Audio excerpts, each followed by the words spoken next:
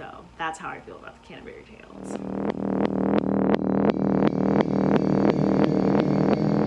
Hi everyone, welcome back to Brews and Books. I'm your host Camille, and today I've got a Q&A. Woo, woo. It's a Q&A. So it's going to be a somewhat of a tipsy Q&A. I have a pretty strong beer here. I'm going to chug it because I got to be tipsy to, be able to do this video. So let's crack her open, I guess. So I don't have a, a can.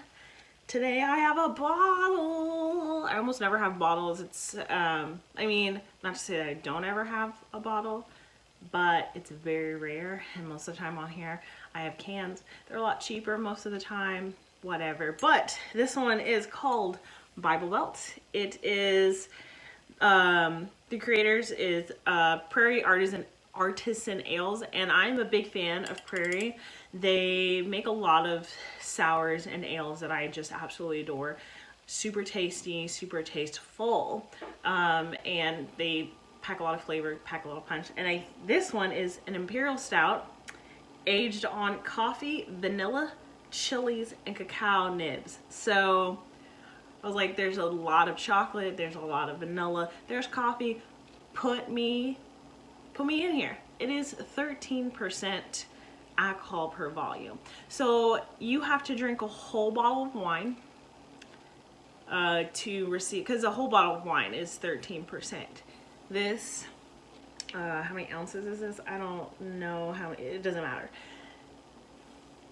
This is a whole bottle of wine that I'm gonna drink. Exciting. So yeah, let's get her. But I really like it's from Oklahoma, so that's really cool. It's 12 fluid ounces, and I can't remember what a bottle of wine is, but I think a bottle of wine is like 16. I really don't care anymore. Evil Twin Brewing. Cool.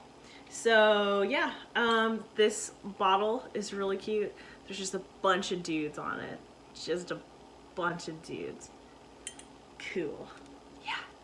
So let's, woohoo. All right. I'm not gonna pour it into a bottle. God, it's already in a bottle. Am I drunk already? No. I'm not gonna pour it into a glass. I'm just going to drink it straight.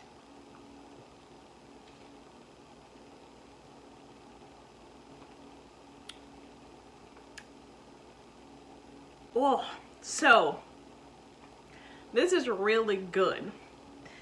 Think about if you were drinking, no one likes to drink dark chocolate, like it's thick, but think about drinking the taste of dark chocolate and coffee with a splash of vanilla. It's pretty sweet on the front end, really tasting all, like you can taste the cacao, you can taste the vanilla, you can taste the coffee, and I'm just like, wow. I haven't hit the chilies yet. We'll see. I might have to take another sip, but you can taste everything else, and it's just delicious. On the back end, it's definitely very bitter, so like the taste of dark chocolate, the bitterness of it, you can definitely taste, excuse me, you can taste towards the back. It's really good. This was a pretty penny. I think this one bottle was $14, and I was like, I did not want to pick it up because I was like, that's a lot. So it must be worth it. And it is a well $14 spent. I'm drinking $14 worth of drink. But hey. I took a poll on Twitter to see if anyone, because I've recently acquired a whole bunch of followers on Twitter, which I'm like super excited about. It's just nice to be able to kind of have more people to talk to and like really connect with. So I'm like super excited. So welcome everyone to my Twitter. Welcome to my BookTube channel for all of you newcomers, because I know there are a lot of you, because I recently hit 180 subscribers and I was like, oh, look at me go, I'm so excited. Like, it's just nice to be able to have that engagement and to know that people actually genuinely like your videos. Even if you're just subscribing, just subscribe. Wonderful, great, I appreciate you. But for those people who are actually watching me and actively corresponding with me, I really appreciate you 100 million times, and I cannot wait to produce more videos and more content for you all to enjoy. Definitely let me know if there's anything like specific you'd want to see from me, because I'm a lot of fun. Well, at least I think. I don't know. Okay, so took a poll, people on Twitter, you know, friends, family. Okay, there we go. Some of these questions weren't loading, but I'm on my iPad, so I'm gonna look down and up and stuff like that. So let's go ahead and get down to business. So my first 3 questions, we're just gonna kind of bunch them together. Question 1, what is everything you need in a book that'll make it 5 stars? So everything I need: a good plot. And when I mean a good plot, that means that there's a problem of some sort and we're working through that problem. And the end resolution of that problem is a pretty secure one. I love cliffhangers, as long as the cliffhanger is solid enough to keep me guessing, but isn't overachieving, or what's the other word I'm looking for? Crap. I don't know. I'm not going to try to think of it. But overreaching. There you go. If it's not overreaching, then I'm totally fine with it. Because me being a Virgo, I'm very much analytical. I like very precise things. So when books aren't precise, I'm like, what? This doesn't make sense. So as long as the plot is solidly like put together, then I'm good. And then another piece that I have to have, the characters have to be well written. And by well written, I like characters who my emotions are pulled by them. And when I mean like that, if your character is supposed to be evil, I need to literally be screaming at my book, at this person, at this character, at how evil they are, how much I hate them, how much I wish they were gone. That is how intense I need my characters written, because then I'm like, it's like watching a movie. If you really don't like the character, then you're like actually getting mad at the actor for doing so well at being a bad character, you know what I mean? So my characters have to be well enough written that I'm getting upset, or that I'm like crying because I'm like, this character, or I'm just so excited, you know, whatever. It has to pull at my heartstrings, period, end of story. And then I really don't have to have, I'm kind of terrible at having an imagination, especially when reading. Like, I can kind of picture some of it, but my brain floats everywhere, because when I have to imagine things, I can't get it precise, so I just get really upset about it. So scenery, I don't really care. As long as I can get a general picture of what it looks like, I can kind of figure it out myself. So that's what I need. A good plot that has a like strong beginning to end, and then characters who make me make me feel. This question is, what tropes automatically turn you off? So I haven't read a lot of books that have like a specific trope. I kind of read all over the place, and I mood read a lot of the time, so it's kind of hard to, you know, if I read YA all the time, I'd probably pick up a trope pretty easily, but I don't read YA all the time, so I haven't really picked up on one. But I have read a lot of space, some space stuff, and my least favorite space trope is on another planet, some type of virus or bacteria, there's an outbreak, and we send a crew out there to go clean the mess up, to fix it all. Guess what? Because most of the time, excuse me y'all, just about everyone who goes on that mission is dead. And then just about, for the most part, everyone on the planet is all dead.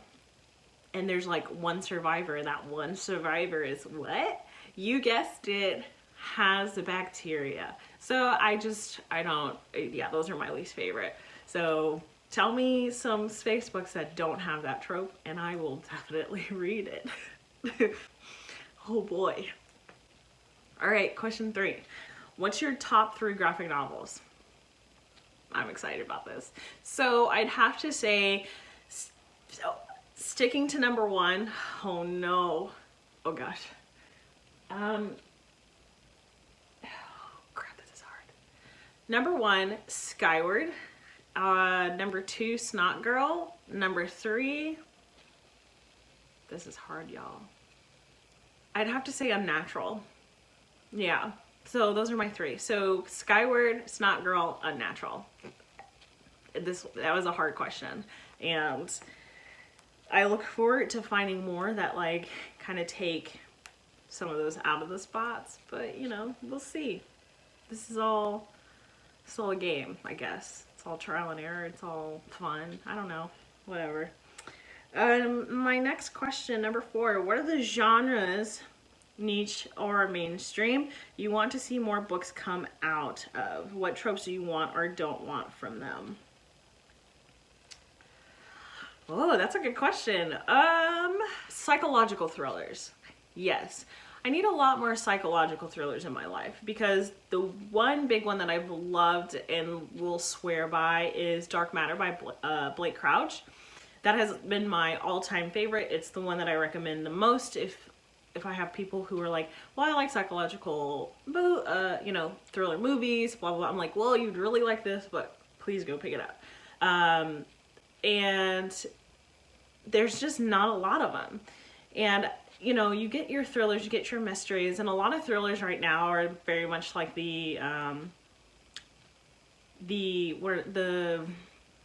I forget what they're called. I think they have a specific name now, but basically the wife is in a domestic situation. What are they called? Domestic thrillers. But, you know, wife is like in trouble and she's trying to save herself from this terrible human being of a man, and getting out of the bad situation. So I'm sick of those. I've read a couple and I was just like, I'm bored.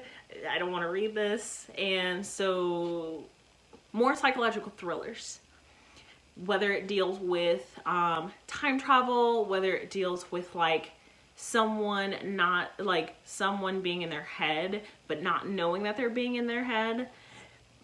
Let's figure it out. Yeah. And what tropes do you want or don't want from them? Again, if it's a psychological thriller, I just want more of them, as long as they're not like psychological thriller engulfed around women and domestic issues. Then I'm fine with it. Perfect. Okay. Let's see. Next set of questions. Okay. What's the first book you remember loving?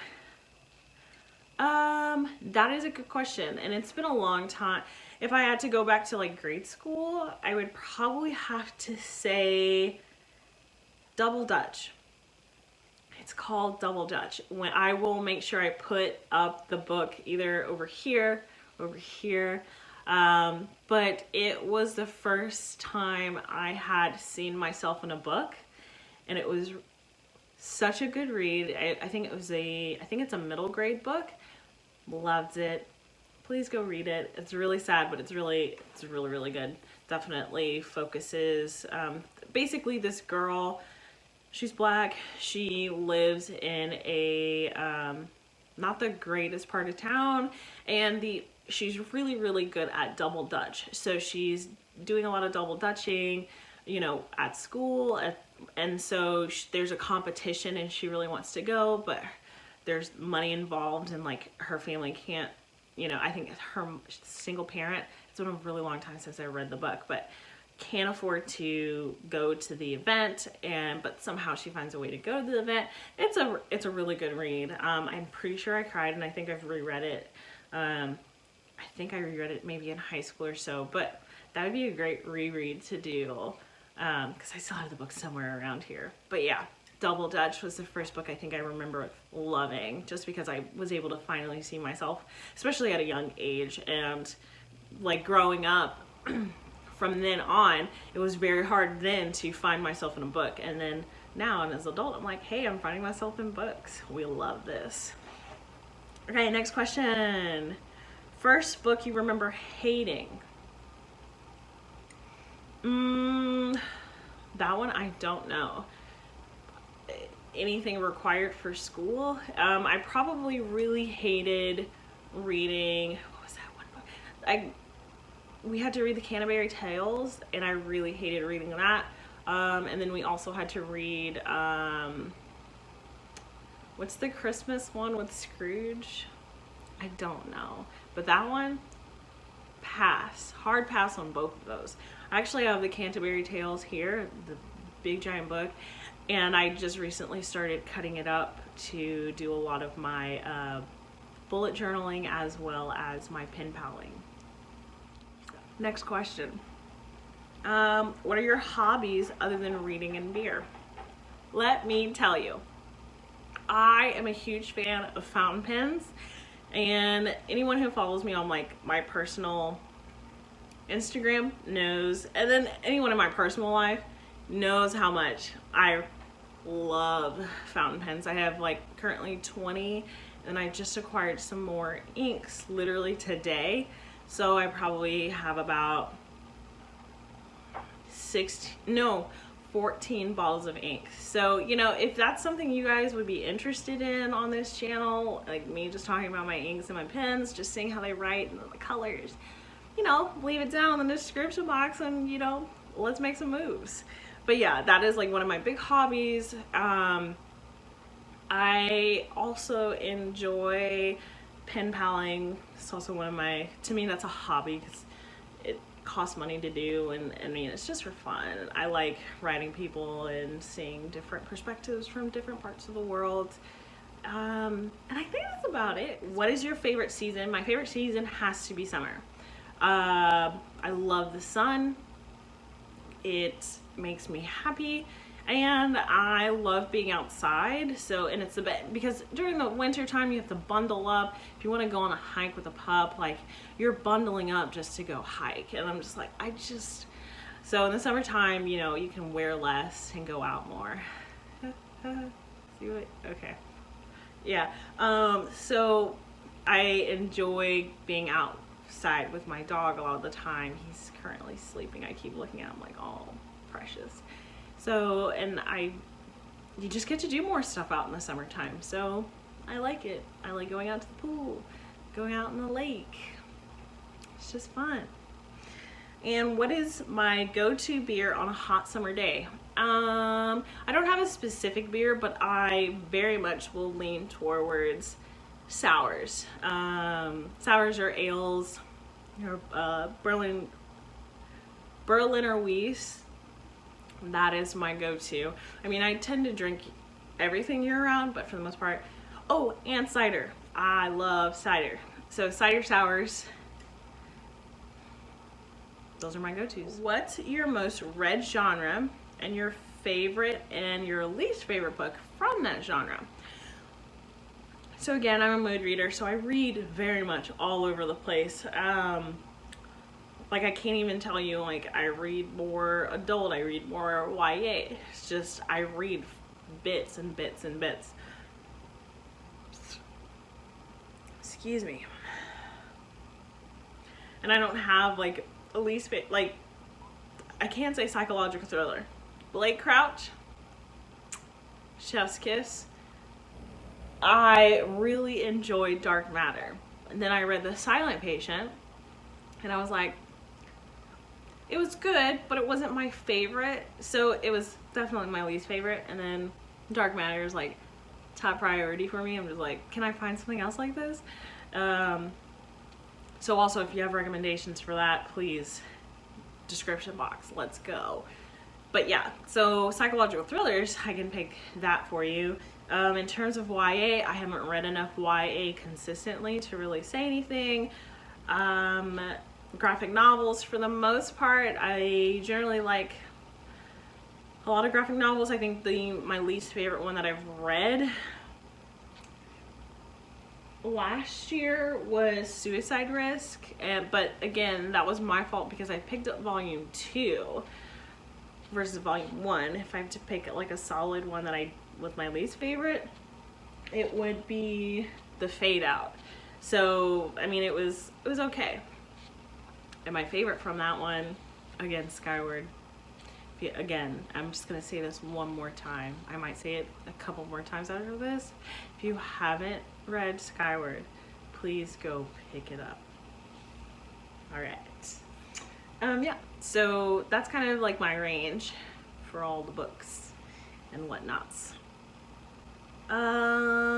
These are less bookish. How tall are you? I am 5'6", and I stand by that. My family would tell me otherwise, and I'm like, I've gone to the doctor. They tell me I'm 5'6", so I don't know why you believe otherwise. So, yeah, so 5'6". I'm a little, you know, a little average heighters. What's my favorite color? That is also very hard. I will exclaim to the top of my lungs that blue is my favorite color, but when I pick out my clothes, I'm wearing a lot of neutral colors, lots of, as you can tell, yellows. I do a lot of red. I definitely like to do things, pick colors that complement my skin tone. So I do a lot of golds, I do a lot of browns and reds, definitely very neutral colors. Of course, there's a fair amount of black.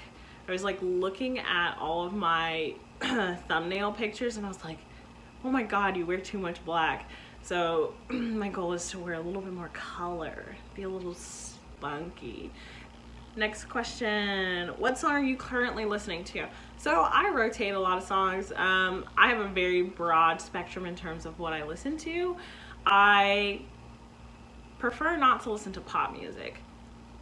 It's not my thing. I'm sorry, but I'm also not sorry because it's just not my personal taste. But my range, I like R&B, I like R&B, I did listen to a lot of rave music, a lot of EDM, dance music. I listen to rock and I listen to heavy metal. So it just ranges. Right now I'm kind of in passing, so I can listen to just about anything. I will soon start back on my heavy metal kick because I am seeing Dance Gavin Dance in March, so I will be prepping myself to know all the lyrics, screaming parts and all. So one song that I have had on repeat is, there's a song called Crock Pot, and it's by hold on, let me find it, because me and my boyfriend have kind of this like debate because we don't know if it's slow thrust or if it's slaw thrust. It's spelled SLOTHRUST. So it could be slow thrust or it could be slaw thrust. Do we know what it is? No. We'll have to have the band tell us. But Crockpot is so good. Please go listen to it. Please tell me what you think because it's so much fun and it's just really upbeat. But that one I've had on repeat. Also, Yummy by Justin Bieber, and I do not like Justin Bieber. I will be very adamant and very truthful about that. Don't like him. He sits in that pop realm. But Yummy, it hits, it slaps, as the kids are saying these days. But yeah, that one's a good one too. But onward to more questions. What's your hobbies besides reading? So I've answered this previously. Fountain pens, pen paling. What was your first job? My first job, I worked retail at TJ Maxx, and I really enjoyed it. I mean, I had no qualms, and then I was spending all my paycheck there. I was like, yay, finally I can get things. And then I was just like, oh my God, I've got to get out of here. I was going to school full-time, working part-time, and then I started working like multiple jobs while I was in school. So it was just a hot mess, and I was working in retail the whole entire time. So it was great while it lasted. I'm glad I'm out and not doing that anymore. So, you know. What am I doing now? I am an accountant for a software company. So that is really exciting for me. Again, my analytical brain, I love numbers. I love them. Just right all over me, just numbers. It's really good. I'm babbling. You know, next question is, what are you passionate about? I'm passionate about a lot. And it just depends on what it is that we're talking about specifically. I'm technically have been a lot more passionate about my yoga practice. It's been very hard because staying on a very adamant schedule of going to yoga every single day and then finding some type of home practice. I'm very terrible at having a home practice, but I want to be able to have a home practice. So I just want to really be able to start getting to a point where like I don't feel so out of my element being in yoga. So I force myself to kind of like be there and be like, here I am, I'm at the front of the class doing this yoga pose. Look at me go. Hi, I'm hurting. This is okay. So yeah, I'm very passionate about yoga. That's where that is probably the one thing that I'm most passionate about. Yoga, y'all. Okay. I'm blabbing a lot. It's because I've had a lot to drink and then I just start going and I'm like, okay, I think this is 2 of my last questions because this video is getting real long. Oh boy. So, what are genres you have never read, plan to never read? This is an easy one. So I am not a big nonfiction fan. I do not like reading about events. I do not like reading about people most of the time. I have read one, and apparent, since my very like beginning video, I asked about the difference between an autobiography and a biography. And I still don't know the difference. So shame on me. But I read Amy Poehler's Yes Please and absolutely loved that. And so that's a piece of nonfiction because it's talking about someone in real life. But for the most part, I do not like nonfiction. I don't like historical fiction. These things are just really intense. And for me, I'm like, I don't want that intense. Don't need to know about what's going on or because for the most part it's everything that's happened in the past. I don't need it. I don't want it.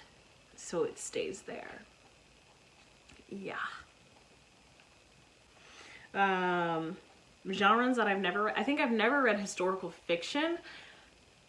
And I know for a fact that I won't touch it. And then I know for a fact that I've read nonfiction and I won't touch it anymore unless someone else comes by with a good one, and last question.